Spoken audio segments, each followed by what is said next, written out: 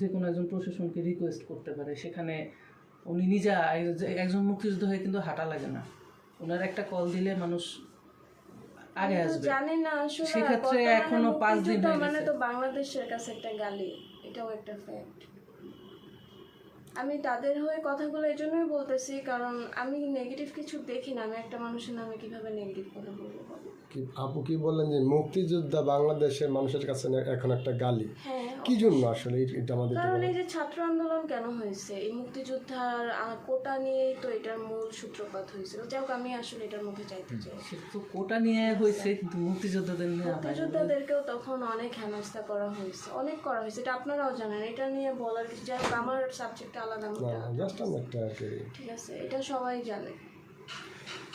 কিন্তু এখন ব্যাপারটা এরকম, যারা এই কোটা করছে তারাও এখন ওই যে মানে এই কোটা নিয়ে যারা আন্দোলন করছে এখন তারা নিজেরাও হচ্ছে গিয়ে ওই যে কি যেন আন্দোলনের জন্য কোটা দাবি করতেছে, isn't it? So we know that এগুলা বলে লাভ নেই।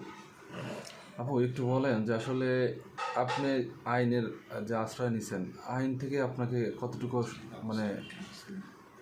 আমাকে আসলে ওভাবে কিছু বলা হয় নাই, জাস্ট ওই যে বললাম না, থানা থেকে আমাকে এটুকু ইনফরমেশন দেওয়া হয়েছে যে ওই এয়ারপোর্ট থেকে ভাসানটেক বাজারে আসছে, ভাসানটেক আসার পরে হচ্ছে গিয়ে ওখান থেকে ওই যে লাস্ট একটা নাম্বারে কল দিয়ে তারপরে হচ্ছে গিয়ে ও নিখোঁজ হয়ে গেছে, একদমই নিখোঁজ।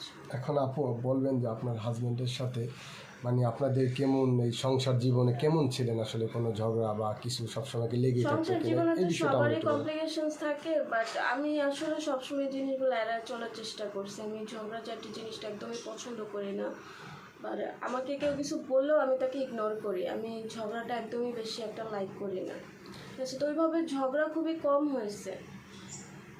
আচ্ছা আপু, আপনি এখন আমাদের একটু করেন ভিডিওগুলো নিয়ে নেই, মানে এটা সেখানে ভিডিওতে কিছু আপনি ছবিটা আনার পর বিজনেস অ্যাকাউন্ট করে ফেলা হয়েছে, আপনি দেন তো লাস্ট কয়টা সে বের হয়েছে হোয়াটসঅ্যাপ থেকে? দেখা যায় না এখন বিজনেস অ্যাকাউন্ট। ও আচ্ছা, বিজনেস অ্যাকাউন্ট দেখা যাবে না। তাহলে তো এটা একটা মনে করেন যে আমরা যেটা বুঝতে পারতেছি এটা একটা রহস্য আছে, এটার মধ্যে কোনো গুমের রহস্য না, বুঝছেন? এটা নিজের থেকে গুম হয়েছে, এটা আর কি বোঝা যাচ্ছে, যেহেতু হোয়াটসঅ্যাপেও কিন্তু সে বিজনেস অ্যাকাউন্ট করে ফেলছে।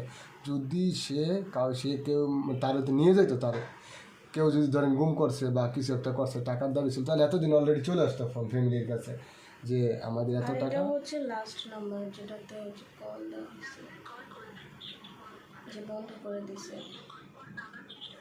আমি অনেক চেষ্টা করছি, এটা বন্ধ করে রাখছি, এটা গতকাল মনে হয় বন্ধ করছি।